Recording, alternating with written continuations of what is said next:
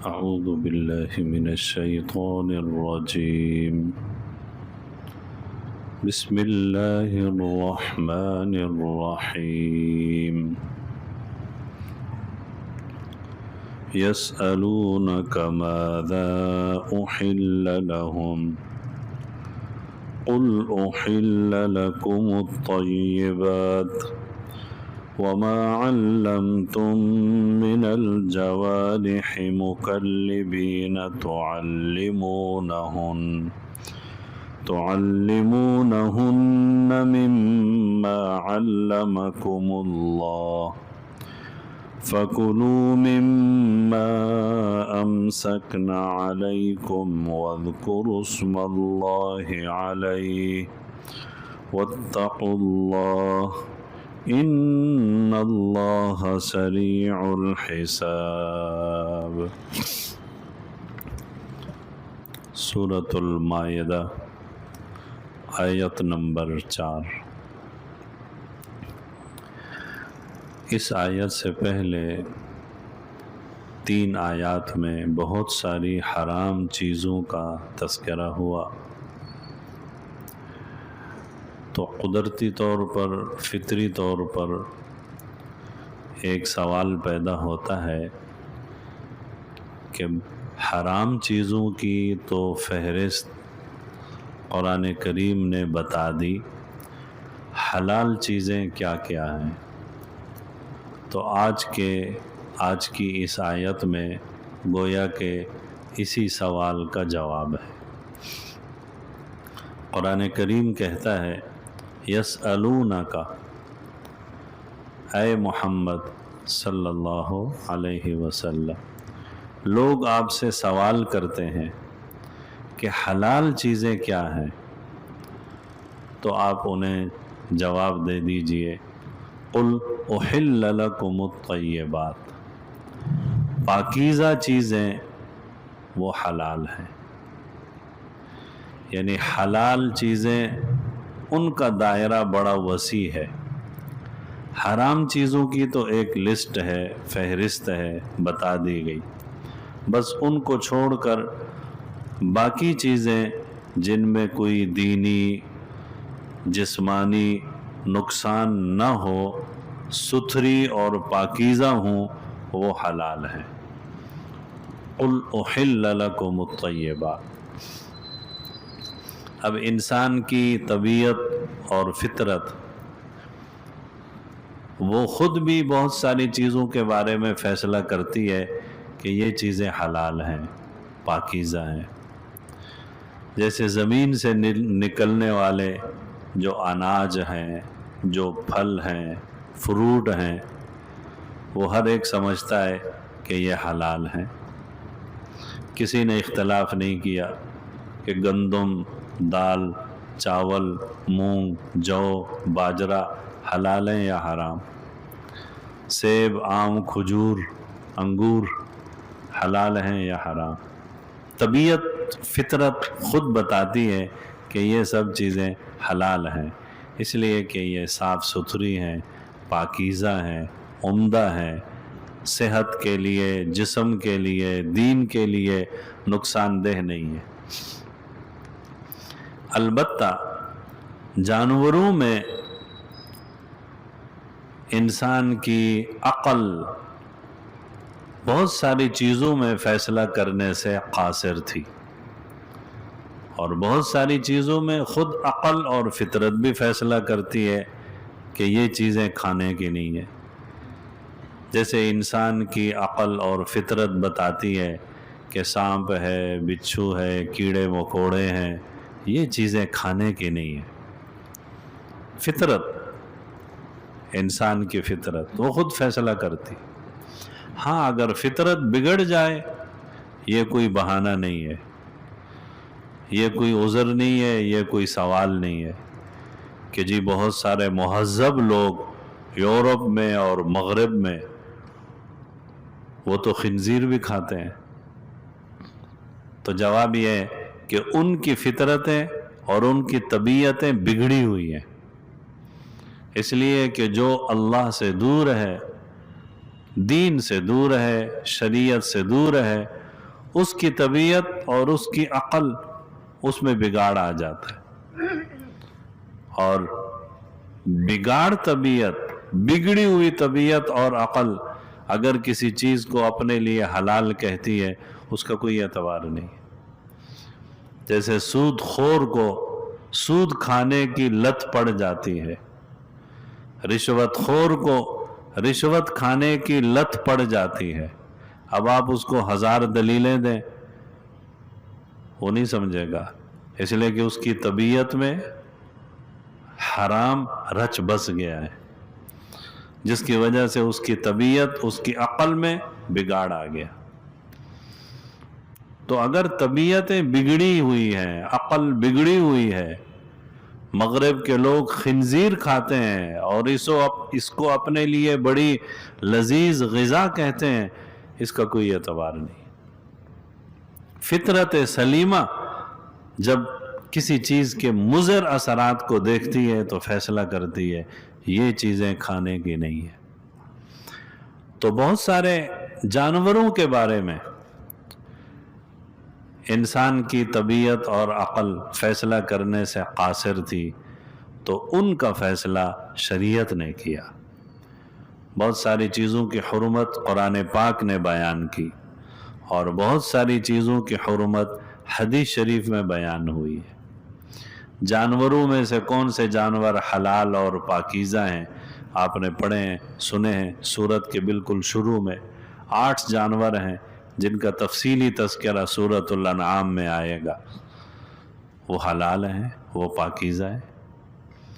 ان سے ملتے جلتے جو جانور ہیں وہ بھی حلال اور پاکیزہ ہیں، جیسے ہرن ہے، بکری سے ملتی ہے، نیل گائے ہے، پالتو گائے سے ملتی ہے، تو یہ چیزیں بھی حلال ہیں۔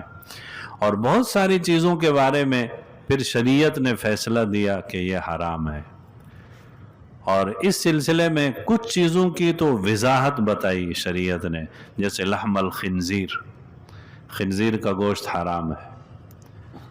اور قرآن کریم میں یہ بھی آیا ہے کہ ایک قوم کو اللہ رب العزت نے مسخ، یعنی ان کی شکلیں مسخ کر دی تھیں، اور وہ خنزیر اور بندر بنا دیے گئے۔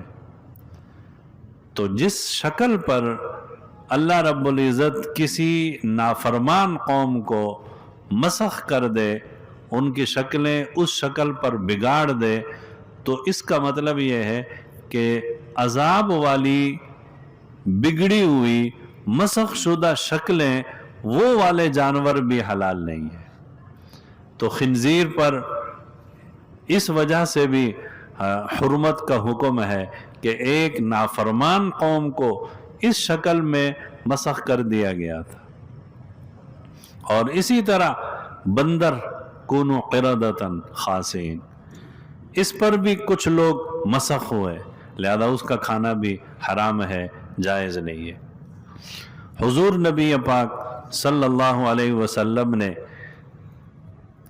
یہ ارشاد بھی فرمایا کہ جو جانور دانتوں سے چیر پھاڑ کر کھاتے ہیں، جس کو درندہ کہا جاتا ہے، ان کا گوشت، یعنی وہ جانور بھی حرام ہے، جیسے شیر ہے، چیتا ہے، بھیڑیا ہے، لومڑ ہے، بجو ہے۔ یہ اور جو پرندے اپنے پنجوں سے کسی چیز کو چیر پھاڑ کر کھاتے ہیں، تو فرمایا ان پرندوں کا گوشت بھی حرام ہے۔ حدیث شریف میں ان دونوں چیزوں کا تذکرہ ہے۔ اور اس کے علاوہ بہت ساری چیزوں کے بارے میں شریعت نے تصریح فرمائی کہ یہ چیز جائز ہے، یہ چیز جائز نہیں ہے۔ تو لوگ آپ سے سوال کرتے ہیں حلال اور پاکیزہ چیزیں کیا ہیں، تو آپ انہیں حلال چیزیں کیا ہیں تو آپ انہیں بتا دیجئے کہ احل لکم الطیبات، وہ چیزیں جن کو عقل، فطرت سلیمہ صاف ستھرا پاکیزہ سمجھتی ہے، اور اس میں دین کا، جسم کا کوئی نقصان نہیں ہے، بگاڑ نہیں ہے، تو ایسی چیزوں کا کھانا جائز ہے۔ شکار کیا ہوا جانور، اور جانور کے ذریعے شکار، حلت اور حرمت سے متعلق ایک یہ بحث بھی ہے۔ تو قرآن کریم کی اس آیت میں اس کا بھی جواب دیا گیا ہے۔ صحابہ رضی اللہ عنہم نے حضور صلی اللہ علیہ وسلم سے شکار سے متعلق بھی سوال کیے۔ ایک صحابی ہیں جن کا نام ہے عدی بن حاتم رضی اللہ عنہ، یہ مشہور سخی عرب کے حاتم طائی ان کے بیٹے ہیں۔ امام بخاری رحمۃ اللہ علیہ نے صحیح بخاری کتاب المغازی میں لکھا ہے کہ آپ صلی اللہ علیہ وسلم نے حضرت علی رضی اللہ عنہ کو اس قبیلے کا ایک بڑا بت تھا اس کو توڑنے کے لیے اور اس کو ختم کرنے کے لیے بھیجا۔ تو حضرت علی رضی اللہ عنہ گئے اور کامیاب مشن کر کے واپس لوٹے، اس بت کو بھی توڑا اور اس قبیلے کے کچھ لوگ جو قیدی بنے ان کو بھی گرفتار کر کے لے آئے۔ ان قیدیوں میں ایک خاتون صفانہ بھی تھی، اس کا نام تھا صفانہ، یہ حاتم طائی کی بیٹی تھی، اور حاتم ایک نام تھا پورے عرب میں، عزت کا، احترام کا، عقیدت کا ایک نام تھا، اس لیے کہ عرب کے ہزاروں لوگ ہوں گے جنہوں نے حاتم کے دسترخوان پر کھانا کھایا ہوگا۔ وہ پورے عرب کا مشہور سخی آدمی تھا، اور اس کی سخاوت صرف عرب میں نہیں پوری دنیا میں مشہور ہے۔ ہمارے ہاں بھی جب کسی سے کوئی بات چیت کی جاتی ہے تو کہتے ہیں واہ بھائی واہ، تم تو حاتم طائی کی طرح سخی ہو۔ اور کبھی کبھی اگر کوئی زیادہ بخل کر رہا ہو تو اس کو تانا دیتے ہوئے کہتے ہیں واہ، تم نے تو آج حاتم طائی کا بھی ریکارڈ توڑ دیا۔ یہ تانا ہوتا ہے، تانے کا مطلب یہ ہوتا ہے کہ حاتم طائی تو بڑا سخی تھا اور تم بڑے بخیل ہو۔ یہ ایک طریقے سے یہ ایک تانا دیا جاتا ہے کہ بھائی کچھ کھلاؤ۔ تو حاتم طائی کی سخاوت پورے عرب میں مشہور تھی، عجم میں بھی مشہور تھی۔ تو ان کی یہ بیٹی جب مدینہ منورہ میں پہنچی تو ان کو بتایا گیا ہوگا یا خود اس نے اس چیز کو محسوس کیا کہ عزت والے لوگوں کو رسول اللہ صلی اللہ علیہ وسلم کے دربار میں بھی عزت ملتی ہے۔ تو جب وہ خاتون آپ صلی اللہ علیہ وسلم کی خدمت میں آئی تو کہنے لگی کہ میں حاتم کی بیٹی ہوں۔ حاتم کا نام ہی کافی تھا عقیدت اور محبت اور احترام کے لیے۔ تو حضور صلی اللہ علیہ وسلم نے جب یہ سنا کہ یہ حاتم کی بیٹی ہیں تو آپ نے بھی اس کا احترام کیا، اور پھر آپ علیہ السلام نے فرمایا کہ یہاں تو جو خواتین قیدی ہو کر آتی ہیں ان کو باندی بنایا جاتا ہے، لیکن ہم تمہیں باندی نہیں بنائیں گے، ہم تمہیں آزاد کرتے ہیں۔ اس خاتون نے اسلام قبول کیا، صحابیہ ہیں، اور حضور صلی اللہ علیہ وسلم کے اخلاق سے بڑی متاثر ہوئی، اور اس پر بھی انہیں خوشی ہوئی کہ میرے باپ کی وجہ سے اللہ نے مجھے عزت دی، اور میرے باپ کا بھی دربار نبوی میں احترام کیا گیا۔ اور پھر اس خاتون کو کسی نے اشارے سے بتایا کہ جب حضور صلی اللہ علیہ وسلم تمہیں آزاد فرما رہے ہیں اور یہ بھی فرما رہے ہیں کہ اگر تم اپنے قبیلے میں واپس جانا چاہو تو جا سکتی ہو، تو حضرت سے سواری بھی تو مانگو، تم اتنا دور اپنے علاقے اور قبیلے میں کیسے جاؤ گے؟ حاتم کا علاقہ سعودی عرب کا مشہور علاقہ ہے، الحائل اس کا نام ہے، میں گیا ہوں اس علاقے میں۔ الحائل حاتم طائی سے منسوب ہے، اور حاتم طائی اس حائل شہر کے قریب ایک بڑا پہاڑ ہے اونچا، اس کے اوپر رات کو آگ جلاتے تھے، آگ، اور یہ آگ اس لیے جلاتے تھے کہ یہاں سے گزرنے والے مسافروں کو آگ نظر آئے، اور وہ اس زمانے میں یہ رواج تھا کہ جہاں آگ نظر آتی تھی تو لوگ سمجھتے تھے کہ انہوں نے آگ جلائی ہوئی ہے، کہ اگر کوئی مسافر مہمان ہمارے پاس آنا چاہیں تو آگ جلی ہوئی ہے، چولہا جل رہا ہے، کھانا تیار ہے، آ جاؤ ہمارے پاس کھانا کھاؤ، رات گزارو، اور پھر کل پرسوں اپنے سفر پر چلے جانا۔ تو حاتم کے حکم سے اس پہاڑ کی چوٹی پر آگ جلائی جاتی تھی، تاکہ ادھر سے کوئی مسافر بھوکے لوگ گزریں تو اس آگ کو دیکھ کر ہمارے محل میں اور ہمارے گھر میں آ جائیں، دسترخوان تیار ہے، کھانا کھا کے جائیں۔ اور عجیب بات یہ ہے کہ سعودی حکومت نے اسی پہاڑ کی چوٹی پر آج کل ایک بڑی لائٹ جس کی روشنی دور دور تک گھومتی اور پھیلتی ہے، اس کا انتظام کیا ہے، اور پہاڑ کی اس چوٹی کو تاریخی ورثے کا نام دیا ہے، حاتم طائی کے اس نام کو اور حاتم طائی کی اس سخاوت کو زندہ کرنے کے۔ اور اس جگہ جس جگہ پر حاتم کی طرف سے آگ جلائی جاتی تھی، اس جگہ کا نام ہے موقدۃ حاتم، یعنی حاتم کا چولہا دان، حاتم کا آتش دان، کہ یہاں حاتم کی طرف سے آگ جلائی جاتی تھی، اور آج اسی جگہ پر لائٹنگ کی گئی ہے۔ تو حائل سعودی عرب کا علاقہ ہے، اس جگہ کے رہنے والے تھے حاتم، وہیں پر ان کی قبر بھی ہے، وہیں پر ان کے مکان کے اور ان کے محل کے کھنڈرات اور آثار آج بھی موجود ہیں۔ تو کسی نے صفانہ سے کہا رضی اللہ عنہ کہ اتنا دور کیسے جاؤ گی؟ ہم تقریباً صبح کے وقت، فجر کے وقت ناشتہ کر کے مدینہ منورہ سے روانہ ہوئے، اپنی گاڑی تھی، اچھی گاڑی تھی، چلتے چلتے تقریباً 2:30 یا 3 بجے ہم الحائل پہنچے، ظہر کی نماز بھی وہیں پڑھی، کھانا بھی وہیں کھایا، پھر ہم نے آگے جانا تھا دومۃ الجندل۔ تو اتنا دور کیسے جاؤ گی؟ تو صفانہ نے حضور صلی اللہ علیہ وسلم سے درخواست کی، مجھے سواری بھی چاہیے۔ آپ صلی اللہ علیہ وسلم نے ان کے لیے سواری کا انتظام بھی کیا۔ اب جب یہ اپنے علاقے میں پہنچی تو اس کا بھائی تھا عدی، اسے جب پتہ چلا تھا کہ مدینہ منورہ سے ایک لشکر آ رہا ہے اور ہم پر حملہ کرے گا، ہمارے علاقے پر حملہ کرے گا اور یہاں کے بت کو توڑے گا، تو وہ اپنا علاقہ چھوڑ کر شام چلا گیا تھا۔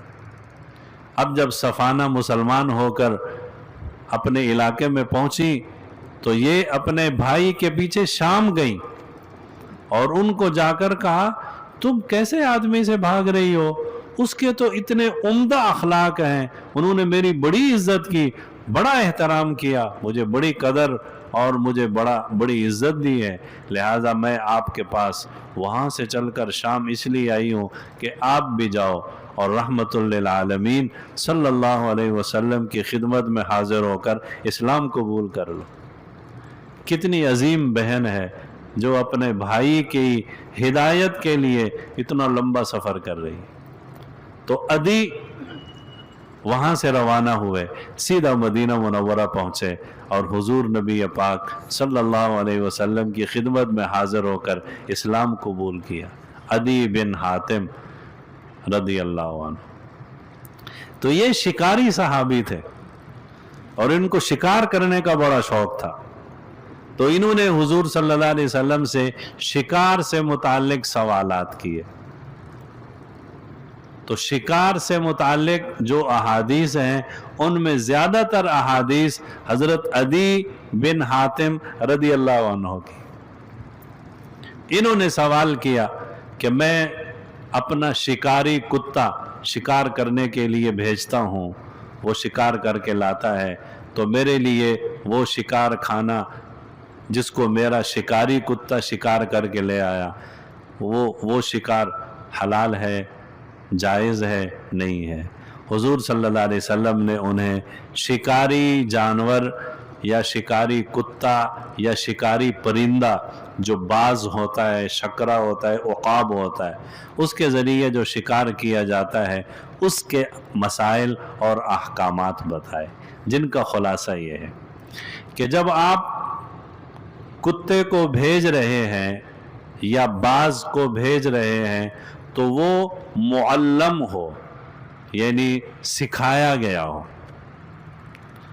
طلبہ پڑھتے ہیں فقہ میں کہ شکاری جانور جس کو شکار کے لیے سکھایا گیا ہو وہ معلم کب ہوگا؟ اس کی کچھ علامات ہیں۔ اگر وہ کتا ہے معلم تو اس کی نشانی یہ کہ وہ جا کر شکار کرے گا، جو جانور اس نے شکار کیا ہے، خرگوش ہے، ہرن ہے، کچھ بھی ہے، اس میں سے خود کچھ نہیں کھائے گا، منہ نہیں لگائے گا، بس اس شکار کو پکڑے گا اور اپنے مالک کے پاس لے آئے گا، بیچ میں خیانت نہیں کرے گا، کرپشن نہیں کرے گا، کوئی بوٹی موٹی بیچ میں سے نہیں کھائے گا۔ اگر شکاری کتا اس طریقے سے شکار کو صحیح سالم اپنے مالک تک لے آتا ہے تو یہ شکاری کتا معلم ہے، سدھایا ہوا ہے۔ اور جو پرندہ ہوتا ہے باز، شکرہ، عقاب، اس کے معلم ہونے کی نشانی یہ ہے کہ مالک جب اس کو اڑائے اور پھر اپنی خاص مخصوص آواز میں اس کو بلائے تو وہ فوراً پلٹ کر واپس آ جائے، یہ اس کی علامت ہے۔ اگرچہ اس کو کسی شکار کے پیچھے اڑایا گیا ہو، مثلاً اس نے ایک پرندہ دیکھا اور اپنے باز کو اور اپنے عقاب کو ایسے اشارے سے اڑایا کہ جاؤ اس کو پکڑ کے لاؤ، لیکن جو ہی اس نے اڑایا فوراً اس نے آواز دی واپس آؤ، جو ان کی آواز ہوتی ہے، تو اگر وہ عقاب، وہ باز، وہ شکاری پرندہ سکھایا ہوا وہ مالک کی آواز پر فوراً واپس پلٹتا ہے تو یہ اس کے معلم ہونے کی علامت ہے، یہ علامات ہے۔ تو پہلی شرط یہ ہے، حضور نبی پاک صلی اللہ علیہ وسلم نے عدی بن حاتم رضی اللہ عنہ کو جو آداب سکھائے ان کا مفہوم، پہلی شرط یہ ہے کہ شکار والا جانور یا پرندہ معلم ہو، سدھایا گیا ہو، سکھایا گیا ہو، اور اس طریقے پر سکھایا گیا ہو جو اللہ نے تمہیں سکھانے کا طریقہ بتایا ہے، اور اس کی علامتیں میں نے ابھی بتائیں۔ دوسری شرط یہ ہے کہ جس جانور کو، یعنی شکاری کتے کو یا شکاری پرندے کو آپ شکار کے لیے بھیج رہے ہیں تو بھیجتے وقت آپ کہیں گے بسم اللہ الرحمن الرحیم، یعنی بسم اللہ پڑھ کے بھیجیں گے، اس لیے کہ جب کتا شکار کرتا ہے خرگوش کا، ہرن کا، جس چیز کا بھی، اگر وہ شکار کے دوران مر جاتا ہے اور اس شکاری کتے نے اس کو زخمی کیا ہے تو اس شکاری کتے کا اس شکار کو زخمی کرنا یہ بھی ذبح شمار ہوتا ہے، تو ذبح کرنے کے لیے تو بسم اللہ ضروری ہے۔ تو آپ جب اپنے شکاری کتے کو یا شکاری پرندے کو بھیج رہے ہیں تو بسم اللہ پڑھ کر بھیجیں، یہ جب جا کر شکار کرے گا، گویا کہ ذبح کرے گا، تو آپ کی طرف سے گویا کہ بسم اللہ سے یہ ذبح ہوا ہے۔ اور تیسری شرط یہ ہے کہ آپ کے اس شکار والے کتا یا پرندے میں کوئی دوسرا شکاری جانور شریک نہ ہو، یہ بھی حدیث شریف میں ہے۔ عدی رضی اللہ عنہ کو آپ صلی اللہ علیہ وسلم نے سمجھایا، اس لیے کہ آپ نے تو اپنے شکاری کتے یا پرندے پر بسم اللہ پڑھ کے اس کو بھیجا ہے، تو دوسرا کوئی جانور شکاری آ کر اس میں شریک ہوا، پتہ نہیں اس کو بھیجتے وقت بسم اللہ پڑھی گئی ہے یا نہیں۔ اس لیے اگر خالص آپ کے شکاری کتے نے شکار کیا ہے تو آپ کھا سکتے ہیں، کوئی دوسرا آ کر شریک ہے آپ نہیں کھا سکتے۔ یہ آداب ہیں، یہ شرائط ہے۔ تو اس آیت کے دوسرے حصے میں اس چیز کا بیان ہے۔ تو پہلے حصے میں بیان ہے کہ لوگ آپ سے سوال کرتے ہیں حلال چیزیں کیا ہیں، آپ انہیں بتا دیجئے پاکیزہ صاف ستھری چیزیں وہ حلال ہیں، آپ کھائیں۔ اور ان کی طرف ابھی اشارہ ہوا کہ زمین سے نکلنے والے اناج، باغات سے اگنے والے پھل، یہ سب طیبات میں داخل ہے۔ البتہ جانوروں سے متعلق کچھ تفصیل ہے، اور ان کے پورے احکامات شریعت نے بتائے ہیں۔ اول تو یہ کہ کون سا جانور کھا سکتے ہیں، کون سا نہیں کھا سکتے، پھر یہ بتائے گا کہ جانور کو بھی ذبح کیا ہوا ہو تو کھا سکتے ہیں، ذبح نہیں کیا ہوا ہو تو نہیں کھا سکتے۔ پھر یہ بتایا گیا ذبح بھی بسم اللہ پڑھ کے کیا گیا ہو تو کھا سکتے ہیں، ورنہ نہیں کھا سکتے۔ پھر یہ بتایا گیا ذبح کرتے وقت بسم اللہ ہی پڑھی گئی ہو، غیر اللہ کے نام پر ذبح کیا گیا، وہ بھی جائز نہیں۔ یہ سب احکامات شریعت نے بتائے ہیں۔ تو آج کی اس آیت میں دو چیزوں کا تذکرہ ہے۔ پہلے کون سی چیزیں حلال ہیں، دوسرا شکاری جانور اس کے ذریعے جو شکار کیا جاتا ہے وہ بھی حلال ہے، اور اس کا طریقہ بھی بتایا اور اس کی شرائط بھی بتائی۔ آگے اللہ تعالیٰ فرماتے ہیں اللہ سے ڈرتے رہو، ان اللہ سریع الحساب، اللہ تعالیٰ بہت جلد حساب لینے والا ہے۔ حرام چیزوں میں مت پڑو، اللہ کی طرف سے حساب جلدی آئے گا۔ تم حرام میں پڑو گے، ادھر تمہاری زندگی میں تباہی بربادی شروع ہو جائے۔ پاکیزہ کھائیے، خوشگوار اور پاکیزہ زندگی گزاریے۔ حرام کھائیں گے، زندگی نہ خوشگوار ہوگی نہ پاکیزہ ہوگی۔ اللہ تعالی ہم سب کو عمل کرنے کی توفیق نصیب۔ یسألونک ماذا احل لہم، لوگ آپ سے سوال کرتے ہیں کہ ان کے لیے کیا حلال ہے۔ قل احل لکم الطیبات، آپ فرما دیجئے تمہارے لیے صاف ستھری چیزیں حلال ہیں۔ وما علمتم من الجوارح مکلبین، اور وہ جو تم سکھا کے شکاری جانوروں کو سدھاؤ مطلب ہے کہ سکھاؤ۔ تعلمونہن مما علمکم اللہ، ان کو کیسے سکھاؤ؟ جیسے اللہ نے تمہیں سکھایا ہے، یعنی سکھانے کا حکم دیا ہے کہ ایسے سکھاؤ۔ فَكُلُوا مِمَّا أَمْسَكْنَ عَلَيْكُمْ، پس ان شکار کیے ہوئے جانوروں میں سے کھاؤ جو ان شکاری جانوروں نے تمہارے لیے روکا۔ اگر انہوں نے کھا لیا تو وہ معلم یعنی سکھائے ہوئے نہیں ہے۔ وَاذْكُرُوا اسْمَ اللَّهِ عَلَيْهِ، اللہ کا نام لے کر کھاؤ۔ وَاتَّقُوا اللَّهَ، اللہ سے ڈرتے رہو۔ إِنَّ اللَّهَ سَرِيعُ الْحِسَابِ، بے شک اللہ جلد حساب لینے والا ہے۔